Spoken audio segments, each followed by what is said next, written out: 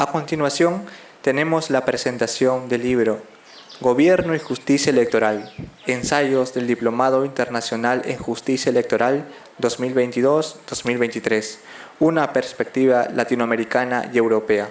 Aportes para el debate. En la mesa tenemos a Luis Patricio Gusquiza Mori, José Rodolfo Naupari Wong, Paul Stevens Vizcarra y Rosa María López Tribeño. Adelante, por favor. Muy buenas tardes a todas y todos. Un agradecimiento especial por estar aquí presente y a los que compartimos mesa, a la doctora Rosa María, al doctor Egusquiza y al doctor Naupari. Vamos a presentar un libro que tiene que ver con derecho electoral y que se dio origen en un diplomado que la Escuela de Electoral y de Gobernabilidad del Jurado Nacional de Elecciones desarrolló en manera conjunta con la Universidad de Jaén. Tenemos aquí a la doctora Rosa María que nos va a dar, entiendo, la explicación de este libro. Muchas gracias, Paul. Muy buenas tardes con todas y todos. Muchas gracias, Luis, por estar aquí. Muchas gracias, José. Y también Paul. Como bien señala el doctor Paul Vizcarra, esta es la presentación de una publicación que realizó o ha realizado la Escuela Electoral y de Gobernabilidad bajo la conducción del doctor José Alfredo Pérez Duarte, quien en ese momento era el director de la escuela. Entonces, esta publicación, Gobierno y Justicia Electoral, Ensayos y Diplomado Internacional de Justicia Electoral 2022-2023, una perspectiva latinoamericana y europea, aportes para el debate, como bien lo ha señalado el doctor Vizcarra, es producto de un diplomado internacional que llevaba el mismo nombre, que se realizó en cooperación con el Tribunal Supremo Electoral de Ecuador y con la colaboración de las instituciones europeas que ha mencionado el doctor Paul, ¿no? Y tuvo la participación de magistrados, tanto de Ecuador como de Perú, funcionarios especialistas también de Colombia, de Ecuador, de Perú, que permitieron realizar un interesante debate e intercambio de experiencias. El producto de esa participación en ese diplomado, elaboraron un ensayo cada uno de los participantes, algunos en colaboración, y esos han sido recogidos en esta publicación, por eso que contiene estos importantes aportes. Y está este libro dividido en 3 unidades, que es Justicia Electoral, Gobernanza Electoral y Gobernabilidad y Tecnología Electoral. En la primera unidad tenemos el ensayo Análisis convencional del balotaje en las elecciones generales 2021 de la República del Perú, que ha estado a cargo del presidente del Jurado Nacional de Elecciones, el doctor Jorge Luis Salas Arenes, y las doctoras María Alexandra Marayano y Flor María Bazán. En esta propuesta han realizado un exhaustivo análisis de las elecciones generales 2021, con especial énfasis en la segunda vuelta.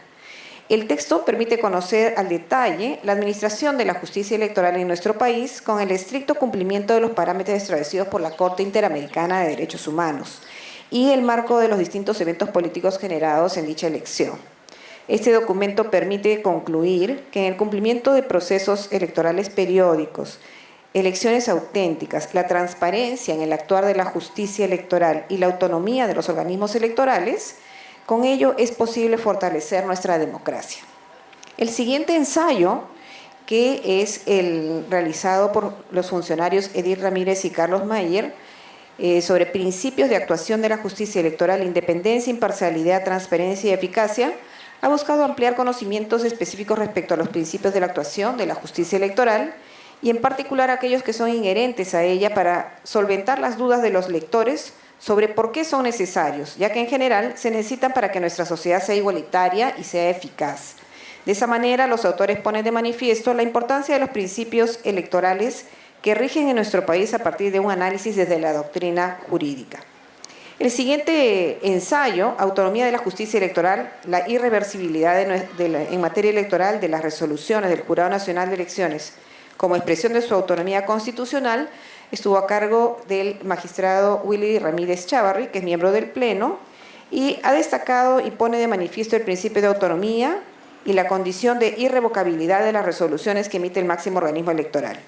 Su aporte es relevante porque permite comprender la relación intrínseca entre democracia y procesos electorales, pero además hace especial énfasis en el cumplimiento de la normativa electoral y su relación con la Convención Interamericana de Derechos Humanos sobre los derechos de participación política, desarrollando un profundo análisis de la jurisprudencia de la Corte Interamericana.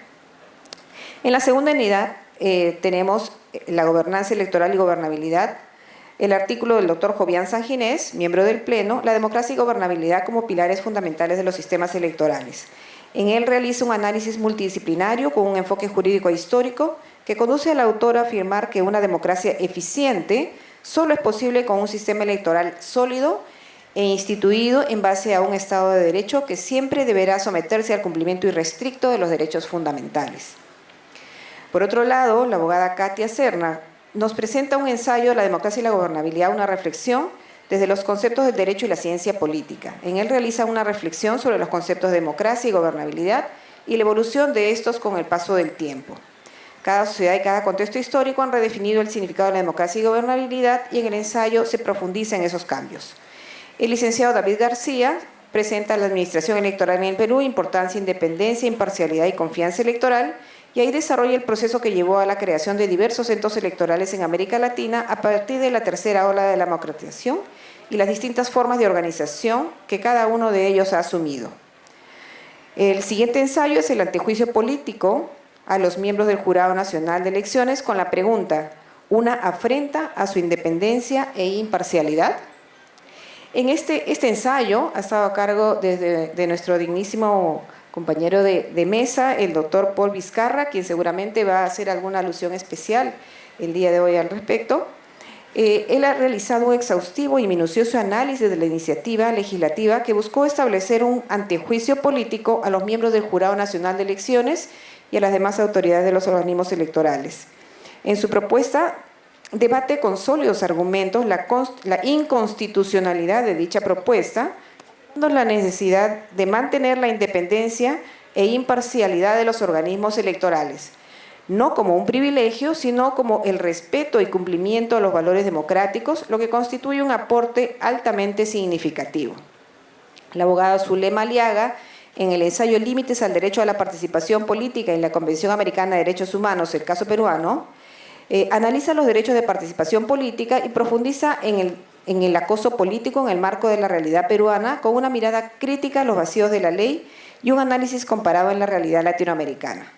Finalmente, la publicación culmina con el capítulo dedicado a tecnología electoral, con el ensayo Nuevas tecnologías aplicadas en los procesos electorales al caso peruano, en donde las abogadas y especialistas Jessica Clavijo, Liz Barreda y Román Sánchez analizan la forma en la que el uso de la tecnología ha impactado positivamente en la gestión electoral, desde los procesos de digitalización de actas, los procesos de escrutinio automatizado, el voto electrónico presencial y no presencial, entre otros.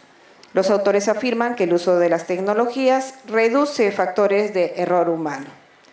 Con este sucinto recuento podemos advertir que los ensayos que se han recogido en este volumen que presentamos el día de hoy constituyen valiosos aportes a las ciencias jurídicas y a los estudios en materia electoral, ya que cada uno desarrolla propuestas a problemas reales del derecho electoral o realizan aportes teóricos desde la propia doctrina. Considerando, por tanto, desde la Escuela Electoral y de Gobernabilidad, que esta entrega es una forma de reafirmar el compromiso del Jurado Nacional de Elecciones de contribuir con la especialización de profesionales en materia electoral, por lo que los invitamos a su lectura. Muchas gracias, doctora Rosa María.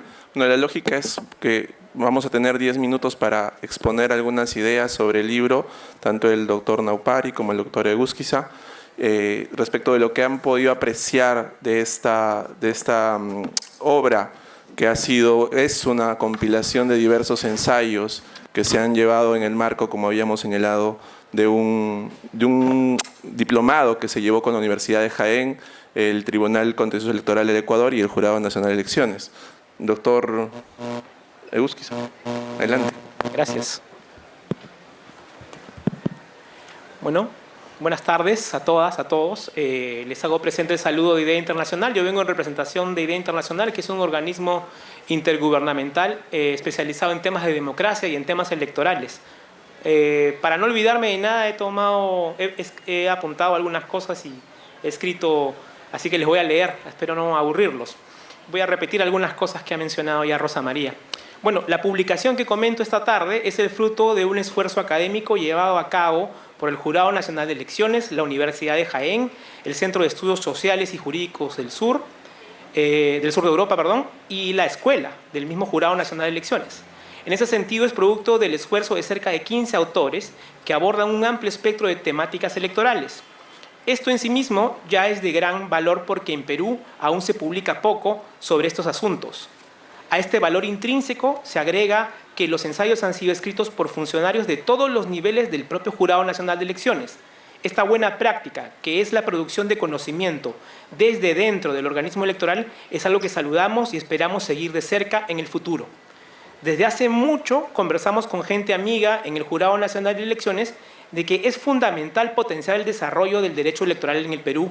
Para este esfuerzo es indispensable el diálogo entre las Cortes, que el editor menciona citando a Bergottini.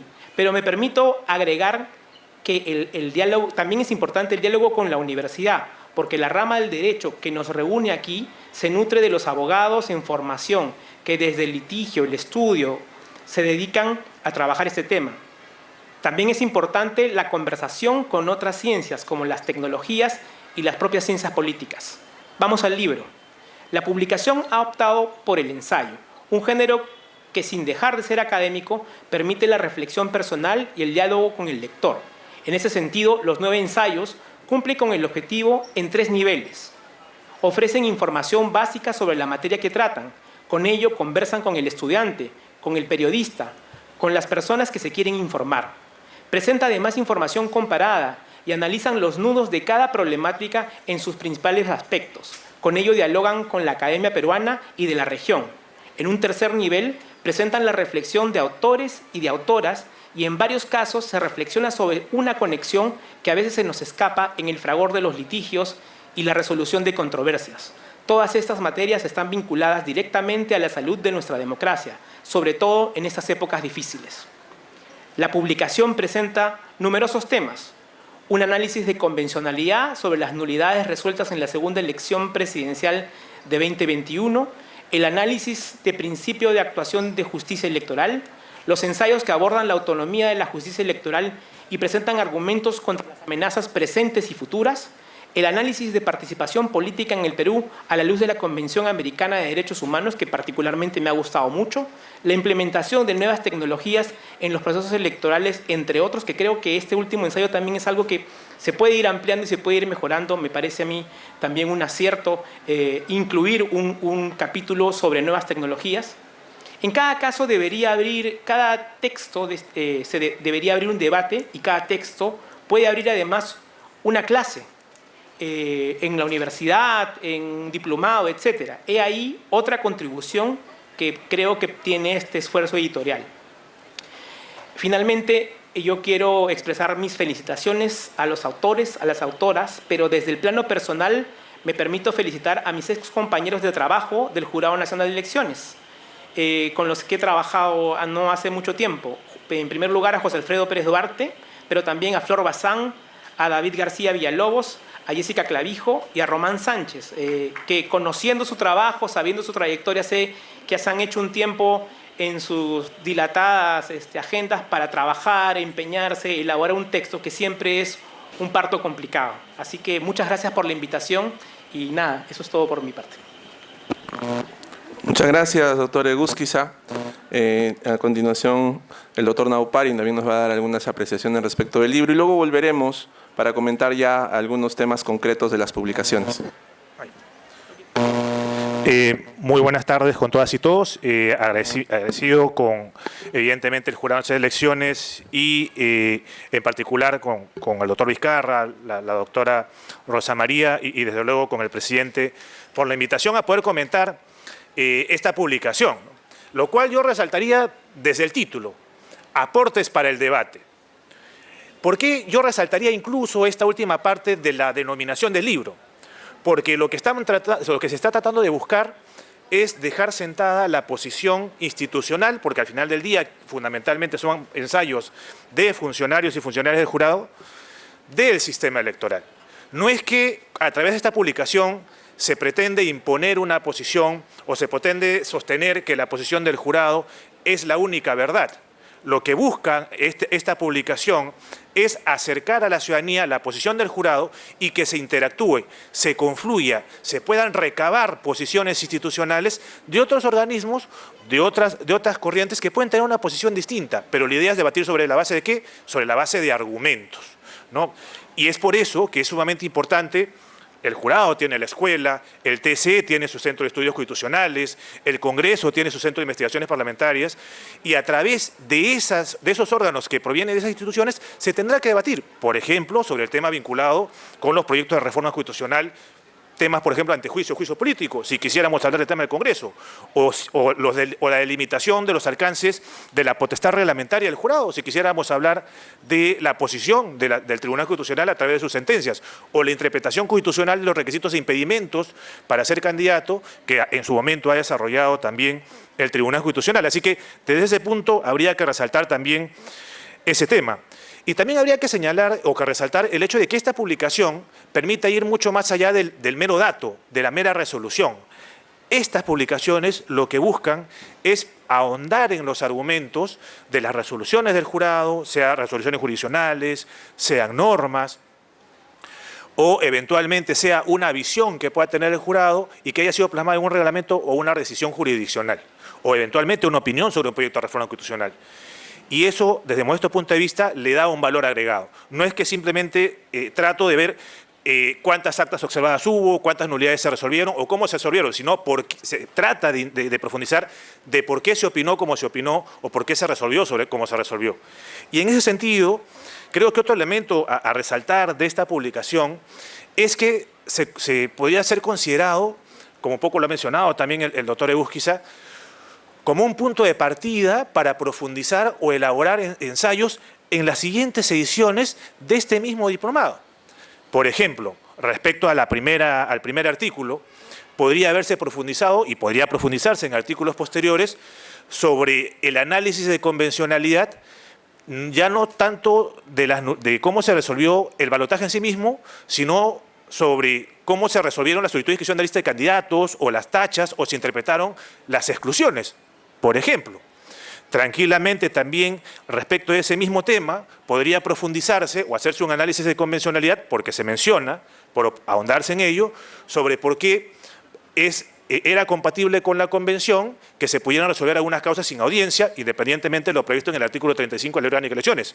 Por ejemplo, en el caso también del artículo del doctor Ramírez, que analiza el caso PPC-1, el caso Juárez García, o llamado contra el jurado, donde trata de hacer este análisis o trata de delimitar entre cuál es el alcance que tiene, o digamos, el alcance de protección de la jurisdicción electoral frente a la jurisdicción constitucional, porque ciertamente, y lo reconoce el doctor Chávarri en parte de su artículo, pareciera ser que en un momento estaría en una posición de que no cabe el amparo electoral, pero luego va más un tema de la irreparabilidad, producto de los principios de celeridad y economía procesal, que generaría la interposición de un amparo tal cual está regulado en el nuevo código, un vaso comunicante entre lo que es lo constitucional y lo electoral. Quizás podría profundizarse en otro artículo también sobre ello, ¿no?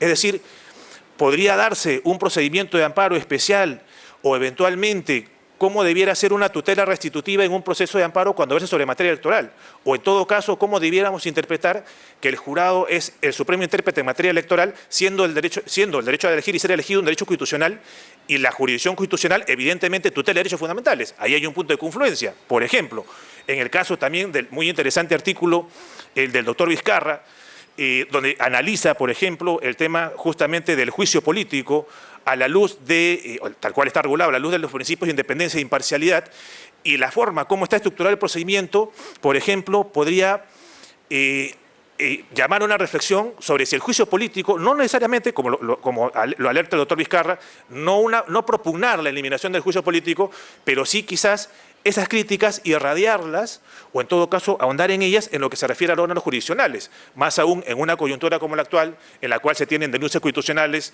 contra la Junta Nacional, contra algunos miembros de la Junta Nacional de Justicia, y recientemente se ha destituido a una fiscal suprema, temas muy vinculados con el quehacer, si se quiere, jurisdiccional o cuasi jurisdiccional, que debiera llevarnos a la reflexión sobre cómo está regulado o cómo debiera estar regulado el juicio político y los alcances, o quizás de repente el juicio político, atendiendo a su naturaleza, debiera estar pensado únicamente en autoridades de naturaleza política y no en titulares de organismos judiciales autónomos, por ejemplo, o en todo caso no organismos judiciales autónomos vinculados al quehacer jurisdiccional. O también, por ejemplo, el artículo de la doctora Edith Ramírez y el doctor Peixoto, que analiza el tema de los principios, hay eventualmente un mero reparo en el sentido en que ellos entienden que válidamente el principio tiene que estar positivizado, porque si no estuviera positivizado en la Constitución sería una mera declaración de principios o tendría una dimensión moral. Se reconoce su teoría, pero por ejemplo, en cuanto se refiere a una posición personal, la naturaleza del principio es que no requiere ser más bien positivizado para que sea exigible ante cualquier órgano jurisdiccional, precisamente porque, como por ejemplo, los derechos fundamentales que sustentan el principio de derecho de unidad humana, independientemente que estén positivizados o no, son exigibles.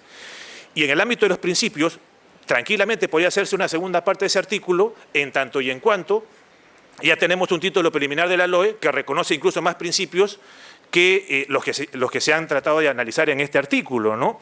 Y habría que evaluar, porque ellos analizan el tema de la naturaleza jurídica, sobre cómo se deben leer los principios que se han citado en dimensión electoral y en dimensión jurisdiccional electoral o administrativo electoral, porque tampoco podría desconocerse que hay algunas competencias o algunas funciones vinculadas al quehacer electoral que no son jurisdiccionales, sino administrativas, ¿no?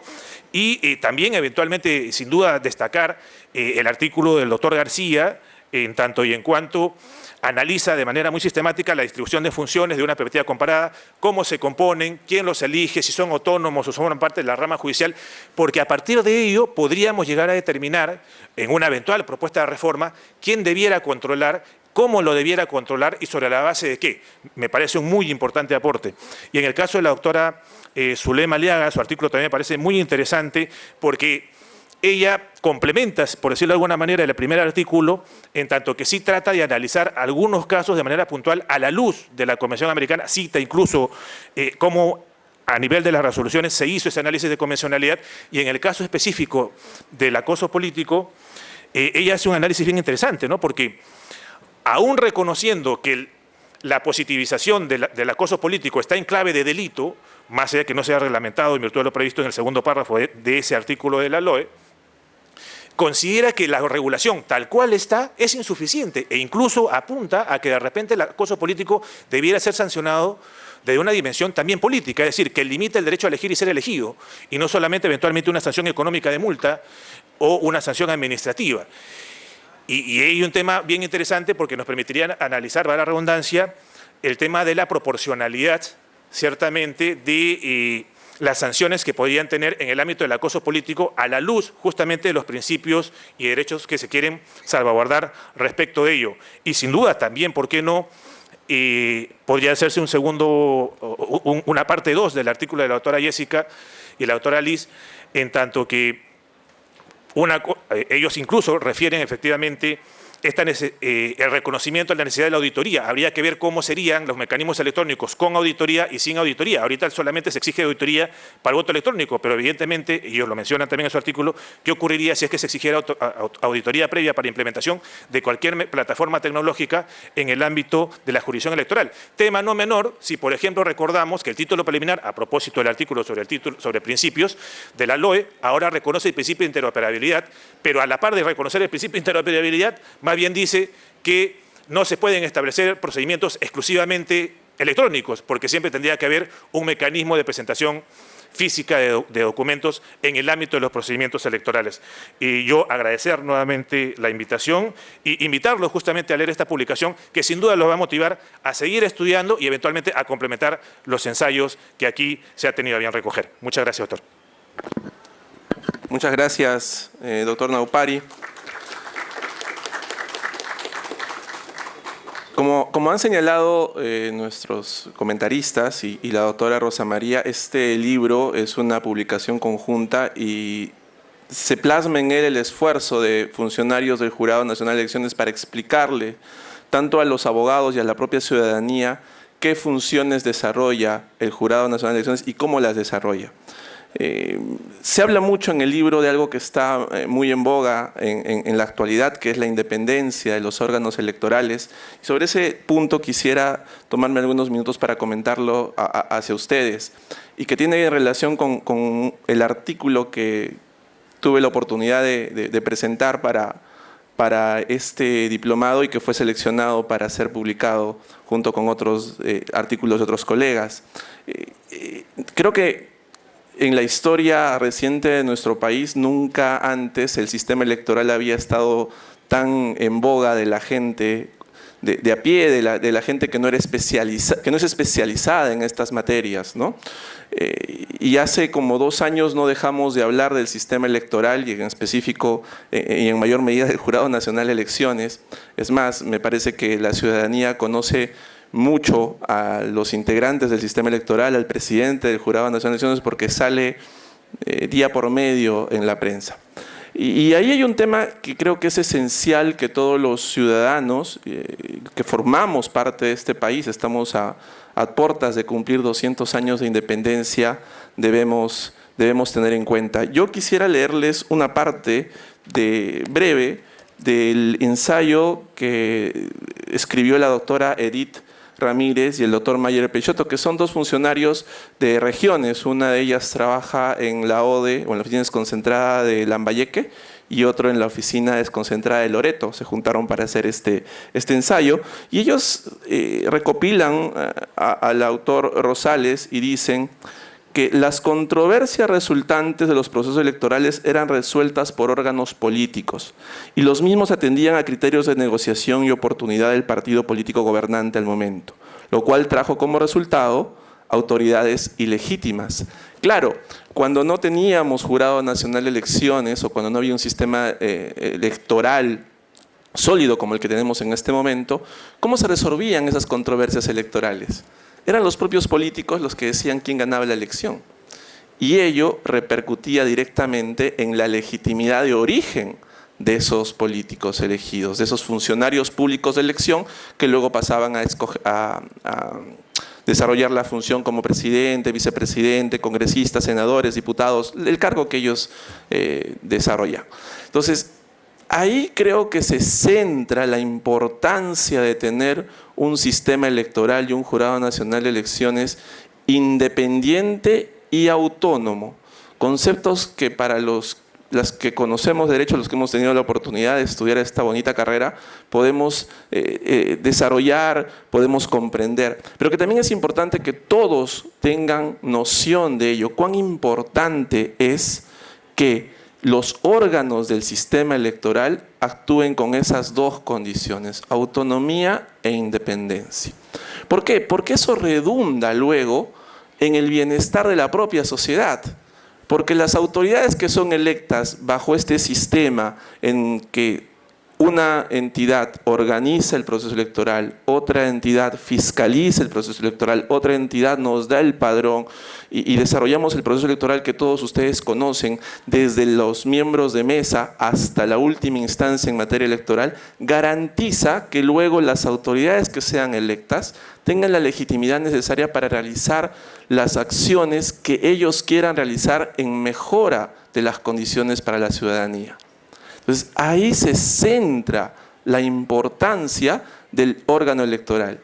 La democracia no es solo ir a votar un día pues, al año, ¿no? Hemos votado en octubre, votamos en abril en el 2021, luego vino el balotaje. Eso no es democracia. La democracia es el compromiso que todos los ciudadanos tenemos para interesarnos en la cosa pública, desde lo más mínimo hasta lo más importante, que es ya llegar a la representación popular a través del Congreso o del propio presidente o presidenta de la República. Entonces, los ensayos que aquí se plasman, me parece que hasta 3 o 4, hablan de la trascendencia y la importancia de esa independencia y de esa autonomía, que repercute luego en el beneficio de la propia sociedad.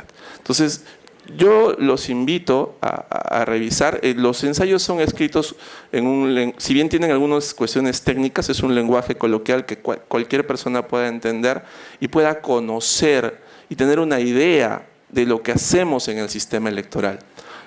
Culmino mi intervención luego para darle la palabra a los demás miembros de la mesa con decirles que los que trabajamos en el sistema electoral, la doctora Rosa María también ha visitado en diversas observaciones electorales en otros países y ha podido corroborar algo que yo no sabía y que corroboré en la primera observación electoral en la que estuve, que el sistema electoral peruano es muy reconocido a nivel internacional. Es más, los candados que el sistema electoral peruano tiene, probablemente no tenga otro sistema electoral en toda Latinoamérica. Entonces, y ese creo que es el mensaje que debemos llevarnos, no solo con el tema de esta publicación tan interesante, es una publicación, como les digo, fácil de leer, fácil de entender, sino también con un mensaje ya a la sociedad del país, a la sociedad peruana, que confíen en el sistema electoral, que sus funcionarios están haciendo algo que es un poco complicado en este tiempo, escribir, porque el día a día nos gana, es muy complicado hacerlo con todas las cosas y con todas las responsabilidades que se tienen con el día con día en la función electoral. Y sus funcionarios se han tomado un tiempo para escribir algo, para comentarlo con la sociedad, para comentarlo con la gente especializada, con los profesionales especializados y explicarles cómo funciona este sistema y qué hacemos en el Jurado Nacional de Elecciones. Yo siempre que me invitan a decir algo, yo lo traslado a los estudiantes de Derecho, a los estudiantes de posgrado, a la propia ciudadanía. Hay que confiar en el sistema electoral porque el sistema electoral tiene tantos candados que es muy complicado falsear la verdad. Más que complicado, creo que es imposible hacerlo. Yo los invito a leer, a ver sobre la autonomía, a ver sobre las innovaciones tecnológicas, como decía el doctor Naupari. Hay un artículo muy interesante de la doctora Jessica Clavijo que habla sobre las innovaciones de la tecnología en el proceso electoral y hace un recuento de ellas. Y de seguro les va a ser muy interesante. En ese contexto yo quería comentar luego con el doctor Egusquiza sobre este tema de la independencia, de la autonomía, cuál es su posición y cómo lo puede evidenciar. Gracias. Gracias por la...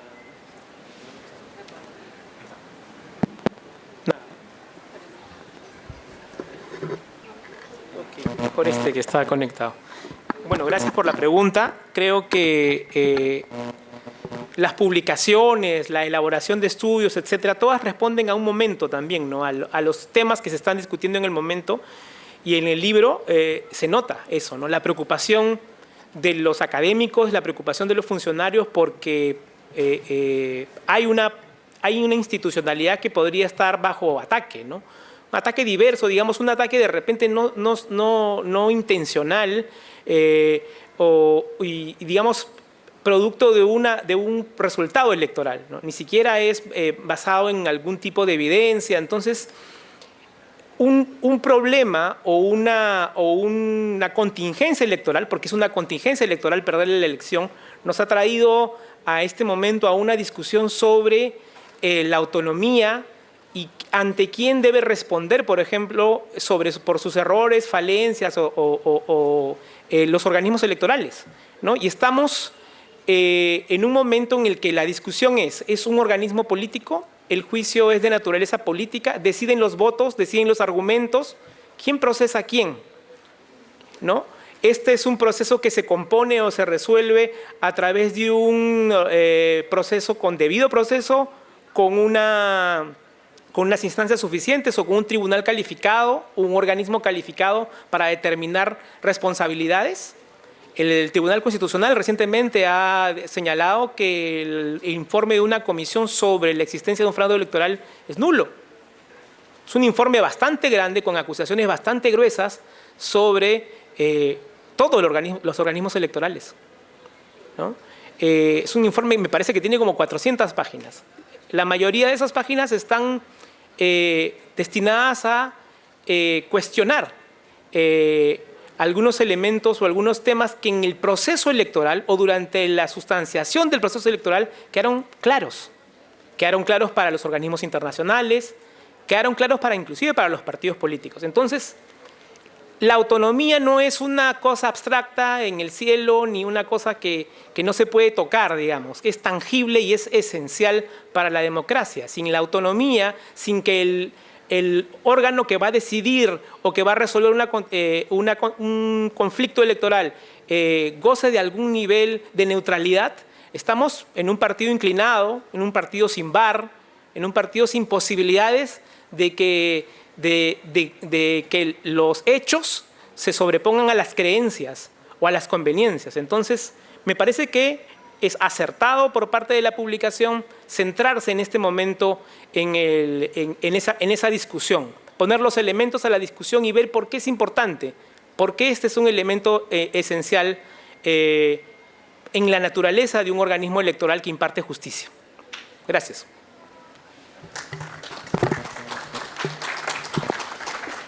Muchas gracias, doctor. Doctor Naupari, tal vez sobre el tema podemos ahondar un poco más sobre este tema de autonomía, independencia, que creo que redunda luego en la imparcialidad. No sé si por ahí tal vez nos pueda dar un comentario.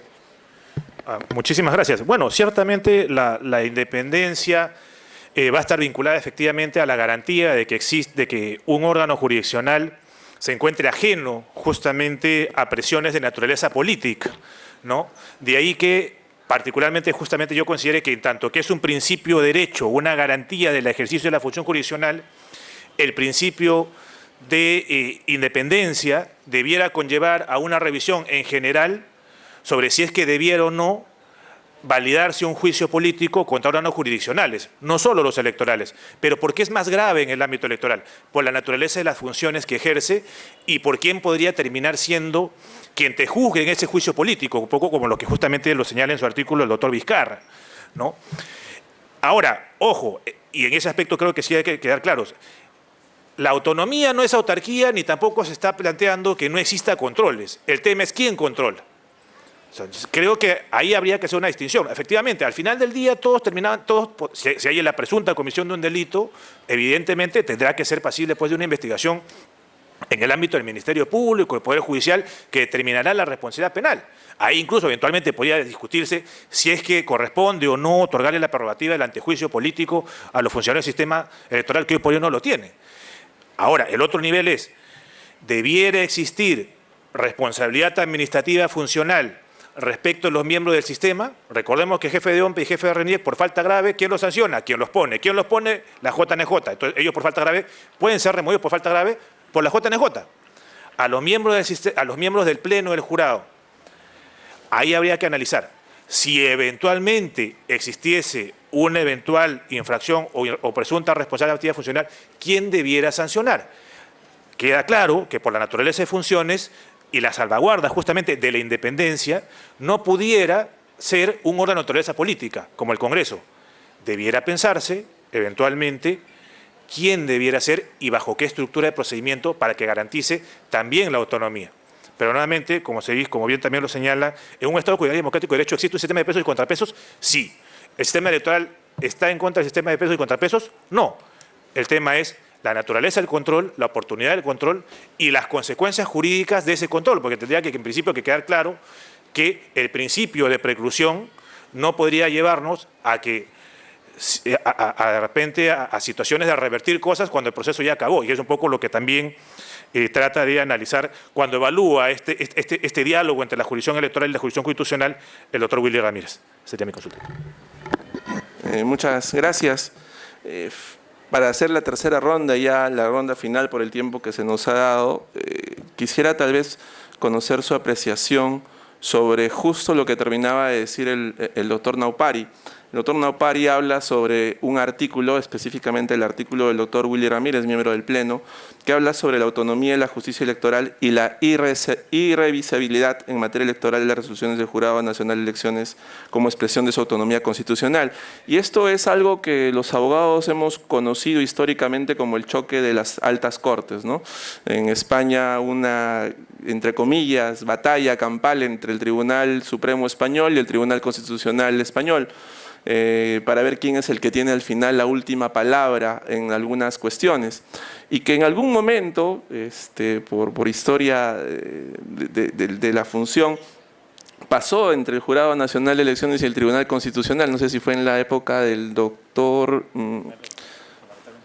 con el doctor Mendoza, ¿verdad? Sí, con el doctor Mendoza. Es más, el doctor Mendoza tiene un artículo que se encuentra en internet respecto a la defensa de la autonomía de las decisiones o de la última instancia del Jurado Nacional de Elecciones en materia electoral, como establece la Constitución, aunque para nosotros los abogados el Tribunal Constitucional hace una interpretación y dice que no hay ningún poder que esté exento de control de constitucionalidad, ¿no? Y por tanto puede revisar cualquier decisión de cualquier ente, incluido el Jurado Nacional de Elecciones y la Junta Nacional de Justicia, que aunque en la Constitución diga que son irrevisables, ellos la pueden revisar. En ese contexto, doctores, ¿cómo afinar este asunto que nos ha llevado en los últimos tiempos a, me parece, 3 o 4 pronunciamientos del Tribunal Constitucional sobre cuestiones puramente electorales? Es más, una de ellas conversábamos con usted, doctor Naupari, no recuerdo hace cuánto, sobre el tema de la administrativización de la justicia electoral, cuando lo que hace el Jurado Nacional de Elecciones es impartir justicia como un órgano jurisdiccional y no es un tema administrativo. Aunque desarrolla función administrativa en algunos aspectos, también desarrolla función jurisdiccional. Entonces, ¿cómo amalgamar, cómo tomar en cuenta este asunto de la autonomía relacionada con esta última instancia del Jurado Nacional de Elecciones en materia electoral?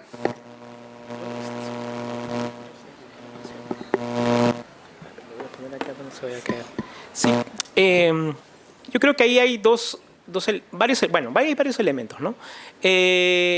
Creo que en el caso de derechos fundamentales es verdad que es necesario que haya control constitucional sobre decisiones, las decisiones inclusive del Jurado Nacional de Elecciones. Y creo que es un asunto que el TC también ha establecido criterios. Y creo que el Jurado Nacional de Elecciones también tiene criterios muy claros en el momento en el que se presentan acciones constitucionales, ¿no? Entonces, en ese sentido, creo que en esos niveles se ha establecido entre ambas cortes unos criterios que dejan, a mí me parece, las cosas en paz. Lo que pasa es, en algunos casos, con las decisiones de las primeras instancias, de los jurados electorales especiales, pero eso implica otro problema, otra cuestión, que tiene que ver con la coherencia que debería existir entre las decisiones de los jurados electorales especiales y el Jurado Nacional de Elecciones. Porque desde mi punto de vista, los criterios sobre este tipo de acciones están claros en el proceder del Jurado Nacional de Elecciones a lo largo del tiempo. Entonces, creo que ahí hay otro problema que abordar, quizás también en esta segunda parte, en esta segunda publicación, en este serial que ha propuesto Naupari, debería estar también este análisis de cómo hay algunos niveles de coherencia entre la primera y la segunda instancia electoral y cómo vamos perfeccionando también la administración de justicia en este asunto, ¿no? Yo trataré de ser en todo caso muy puntual. Yo sí coincido en que el artículo 181 es claro respecto a que a partir de su lectura podría entenderse que lo que hace el Jurado Nacional de Elecciones en materia electoral es jurisdiccional. Y el 181 apunta, como ya se ha dicho desde el caso Juan General Espino Espino, a que, digamos, equipare lo electoral sea jurisdiccional y en tanto y en cuanto el 200, numeral 2 de la Constitución señala o digamos que no posee el amparo contra proceso regular, es posible un amparo contra cualquier resolución jurisdiccional. El tema es qué controlas en ese amparo contra resoluciones jurisdiccionales, como el caso del Pleno del Jurado de Elecciones. Y ahí yo sí, quizás de repente no soy tan optimista como el doctor Egusquiza, en el sentido en que desde el momento en que el TC abre la caja de Pandora para hacer un control material de las resoluciones jurisdiccionales, en el caso de Polena Colque, ahí ya puedes sentar a analizar fondo, podrías incluso irte más allá, eventualmente el tema probatorio. Y yo creo que la forma como delimitarles cuando se trate de un amparo contra resoluciones judiciales no debiera asumir plena jurisdicción, la jurisdicción constitucional, sino eventualmente a evaluar nulidades de orden procesal y disponer que la jurisdicción competente, sea la ordinaria, sea la constitucional, sea la electoral o sea la arbitral, se vuelvan a pronunciar sobre el tema. Creo que ese sería eventualmente un punto medio. Muchas gracias, doctora Rosa María, doctor Egusquiza, doctor Naupari. Hemos llegado al final, se nos ha pasado el tiempo. De manera rápida, si hay una ronda de preguntas, tenemos 2 minutos. Sí, por favor.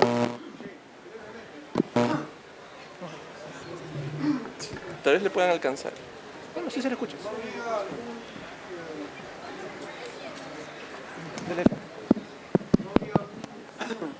Buenas tardes. ¿No habría algún dispositivo legal que ustedes puedan crear, por ejemplo, cuando se forman el reclutamiento de militantes en los partidos políticos, por ejemplo, los partidos políticos reclutan a cualquier tipo de personas para reclutar gente, para formar estas personas que acompañan a los políticos. Hasta lumpens pueden ser reclutadores de militantes en los barrios marginales, ¿no? Esa es una pregunta si el Jurado Nacional podría entrar, tiene conciencia en eso. Otra pregunta debería ser por qué desde la elección, ya en la segunda vuelta, se permitió que se tergiversara tanto en reclamar el resultado de la elección, y eso distrajo un poco la atención del presidente y la conformación de sus ministros, etcétera. ¿No hay alguna medida que el Jurado Nacional pudo tomar en cuenta para que no se dilate tanto el tiempo? Esa es mi pregunta. Sí. A ver, el tema de afiliados es una modificación legislativa que está a cargo del Congreso y efectivamente es por ley que se establece cómo se inscribe un partido político. En este momento se requieren afiliados. Hay un porcentaje legal en la ley que dice cuántos afiliados y cuántos comités requiere cada organización política para participar o para estar vigente en la vida política de un país. En todo caso, el asunto de los requisitos para los afiliados es un tema del Parlamento. El Parlamento puede establecer los límites que ellos establezcan y nosotros como jurado lo que hacemos es aplicar la ley. Eso es lo que también es importante que la ciudadanía tome en cuenta. La ley la da el Parlamento. El jurado aplica la ley del Parlamento. Si bien tenemos iniciativa legislativa en algunos temas, al final la palabra la tiene el Congreso de la República. Y en cuanto al tema de la última elección general, efectivamente se plantearon, me parece, si mal no recuerdo, más de 1.100 nulidades, de las cuales fueron resueltas en su totalidad en primera instancia. Muchas de ellas llegaron a la segunda instancia, que es el Jurado Nacional de Elecciones, y al final todas fueron resueltas. Efectivamente, esa litigiosidad lo que acarreó fue que el resultado final no fuera oportunamente declarado como en otras oportunidades. Se prolongó la declaración del ganador en aquella época, ¿no? Pero claro, lo que se hizo fue aplicar lo que también, les reitero, dice la propia normativa, cuál es el procedimiento legal para ese asunto. Si hubiese alguna modificación, debe partir en todo caso del Congreso de la República, que son los que dictan las leyes y el jurado las aplica. Muchas gracias. Con eso hemos llegado a su fin, ya nos indican que estamos con el horario vencido. La verdad que se ha pasado muy rápido y muchas gracias a todas y a todos por estar aquí presentes.